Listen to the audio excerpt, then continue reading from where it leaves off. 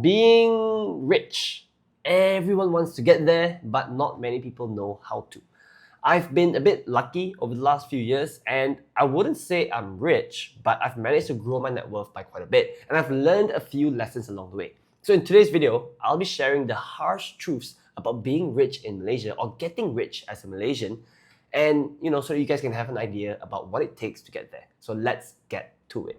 First up, if you're planning on getting rich by just saving money, then honestly, it's going to be incredibly difficult. Yes, saving is really important, but there is a ceiling to it. Getting to 10,000 ringgit worth of savings, getting to 6 months worth of your expenses, yes, that is definitely doable just by saving your money. But if you're talking about, getting into the net worths where you're above 1 million ringgit, then honestly, it's going to be really hard. I realized this quite early on in my career. I started saving money every single month.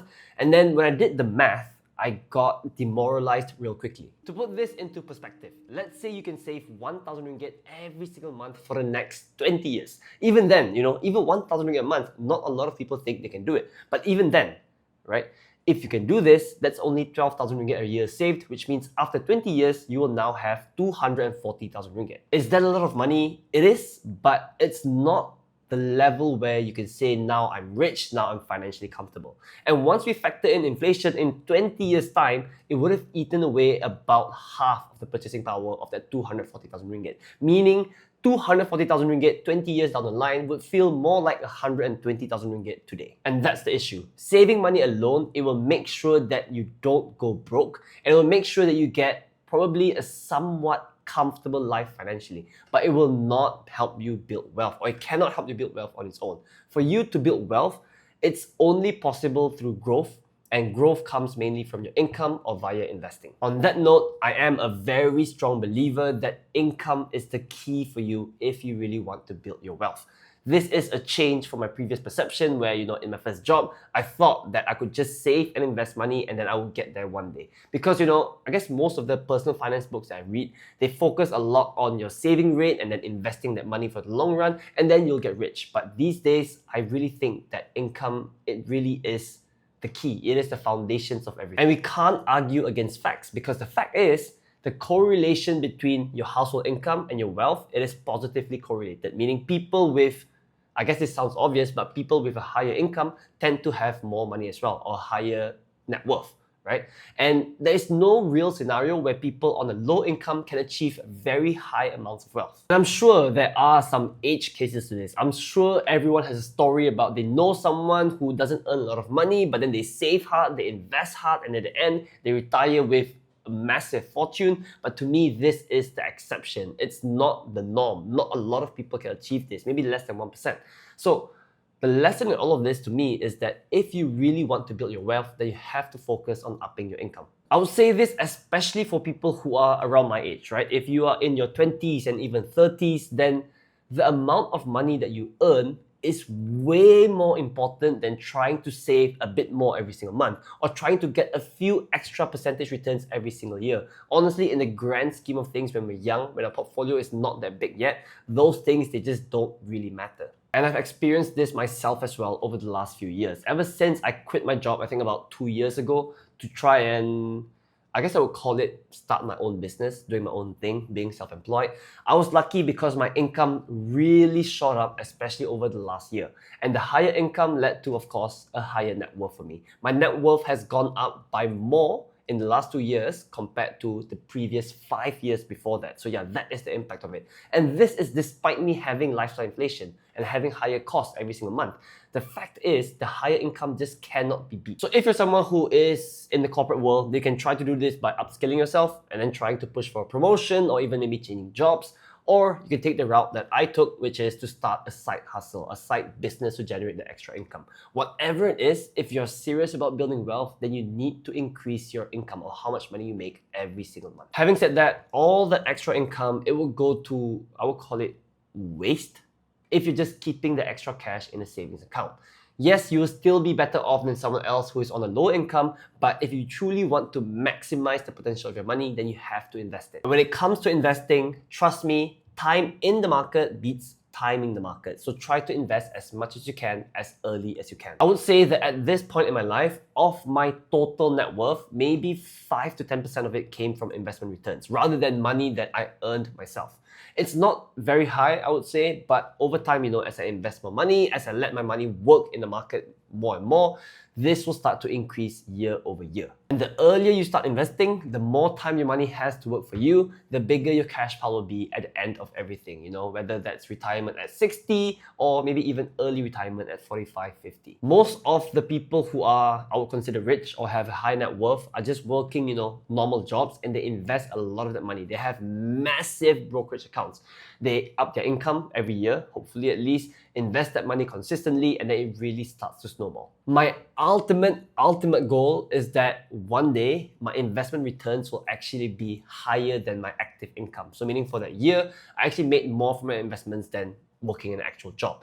I've seen this happen to people before online, not really in real life. I don't know anyone in real life who has done this before. But yeah, it is a huge achievement, and seeing this, it kind of made me a bit jealous actually. I do want to get there one day as quickly as I can. And if you go back to the example of saving 1,000 ringgit every month for 20 years, except this time you invest that money for, let's say, average 6% returns, the difference in your final value is huge, right? After 20 years of not doing anything other than just literally investing it, you now have extra 200,000 ringgit. That is a huge difference by just letting your cash work for you. Now, another thing that you need to be careful about if you really want to build wealth is that as your income goes up, you need to make sure that lifestyle inflation doesn't kill you. You see, you can be doing a good job. You can be, increasing your income year after year after year. You're doing very, very well. But if your costs also go up by the same amount because you decide to buy a new house or you buy a new car, you start to go on more fancy vacations, at the end of the day, if you're saving the exact same amount of money compared to, back when you were just starting out, then there'll be literally no difference to your net worth. And I see this all the time with people that I know. They get a raise, they decide to buy a new car, they get an annual bonus, they decide to buy the latest iPhone. And I've even seen people where, they think that as soon as their car loan payment is done, they should buy another car because, their cash flow is freed up from paying the other car, so now I need to buy a new one. These are examples of lifestyle inflation. If you keep letting this happen every single time you get a raise, every single time you get a promotion, every single time you get a nice, juicy annual bonus, before you know it, you've doubled your income, but your savings, your net worth is still exactly the same. This happened to me before too, back when I was just starting out with my career and then my income started to shoot up. I was a bit jakun, I didn't know what to do with the money, so of course I let my lifestyle inflation creep up. I started spending more money. But the good thing is I realized it, kind of early, I guess. So these days, I'm a lot more disciplined with how I spend my money. So the trick to solving this problem is to save and invest a percentage of your income and just keep it stable. So let's say you think you can do 20% of your income saved up. If you're earning 4,000 ringgit back then, you would save 800 ringgit a month. If now you got a promotion and you're earning 6,000 ringgit a month, you would now save 1,200 ringgit. So this way, as your income goes up, your savings, your investment goes up as well. And always save your money before you spend. Set up auto debit, set up auto investments.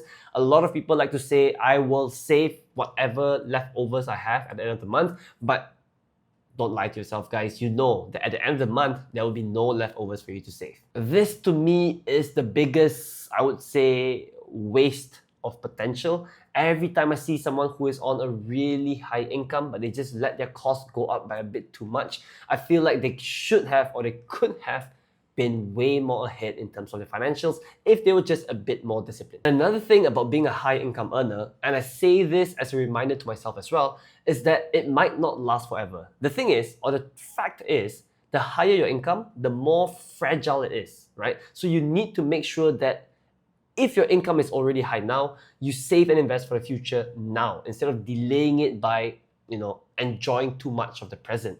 Because think about it this way. If you're on a 3,000 ringgit salary and you get fired tomorrow, it's going to be a lot easier for you to find another job that's paying you 3,000 ringgit as well. But if you're on a 40,000 ringgit salary and you get fired tomorrow, how many roles, how many companies can pay you that 40,000 ringgit as well? A lot less. The final thing I want to share about being rich or getting rich in Malaysia is that you have to take on at least some risk. I say this because I notice a lot of Malaysians, they like to play it safe. maybe a bit too safe. And it mainly comes from either your job or your investments. I know some people like to just stay in the same company because they feel very comfortable. They are scared that, if I change jobs, if I switch careers, yes, it could be a higher starting pay, but what if things get hard? I have to start all over. What if I fail my probation? What if I get fired? But if you don't take that leap every once in a while, you're missing out on big promotions or big increments in your salary, right? At least for me personally, when I stayed at my same company, I used to get raises maybe between 5%, 10%, but whenever I changed jobs, I would get 30% bumps. I know there are exceptions where people just stay in one company, they do very well, they climb and climb and climb, maybe one day even become CEO. But again, this is the exception. It's not really the norm. Not many people can do this these days. Or it could be about taking a leap to start a business. Is it risky? Yes, I took it and it paid off. Could it have gone bad for me? Yes, it definitely could have gone bad. Maybe everything wouldn't have worked out. I would have depleted all of my savings and I would have gone back to corporate. I would have been forced to go back to corporate. But I still think that it was worth the effort or worth the try at least because I'm still young and my salary still wasn't that high. So to me, the risk of quitting my job to try and start my own business, it was definitely worth it, whether it worked out or not. And then we talk about investments. And again, a lot of people I know play it way too safe. I've gotten DMs from you guys. Some of you guys only want to put your money where you can get PIDM protection, which basically means you can only put it in bank accounts, which pays you nearly nothing, or you can put it into fixed deposits, which, yeah, it is better than earning, 0.01%, but still, there's a lot more room for growth. And then I know there are people who are willing to do a bit more. They're willing to do ASB. Again, this is a very good start, 5 to 6% returns every single year, really, really good. But again, there's still other investments that could earn you more. I'm not saying that you should invest everything there and that ASB is bad, but you should just spread out your investments a bit because just sticking with ASB, you're limiting your potential growth. For example, if you invested into the US stock markets, if you invested into the S&P 500, over the last 10 years, the average return every single year is over 13%, 13%. That is way higher than what your bank will pay you, what fixed deposit will pay you, or even what ASB will pay you. Right? So this is the potential growth that you're missing out on. Of course, there are risks to investing. I know you could lose money if you invested into the stock market, and there are no guarantees that the next 10 years will be as good as the last 10 years. But that's exactly what I mean. You have to take some risk for potentially higher rewards, because if you don't, then you're guaranteed to make, 3%, 5%, whatever it is.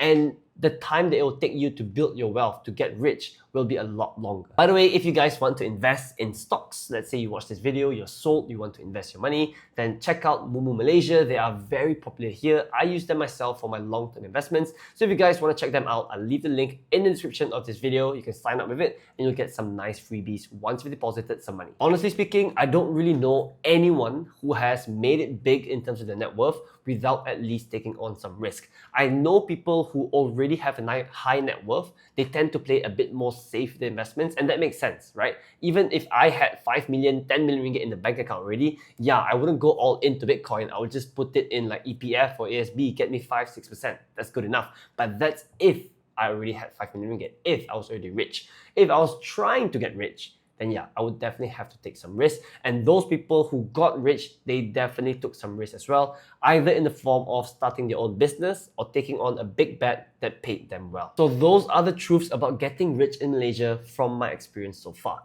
Basically, you need to increase your income, save and invest that money, make sure that lifestyle inflation doesn't creep up too much. And for those of you guys who are watching this video, but you've already made it, you've already have a net worth in the millions, share one tip that you have in the comments below on how to get there. Thanks for watching this video to the end, guys. Give me a huge thumbs up if you enjoyed it and subscribe to my channel if you haven't already. See you guys in the next one. Peace out.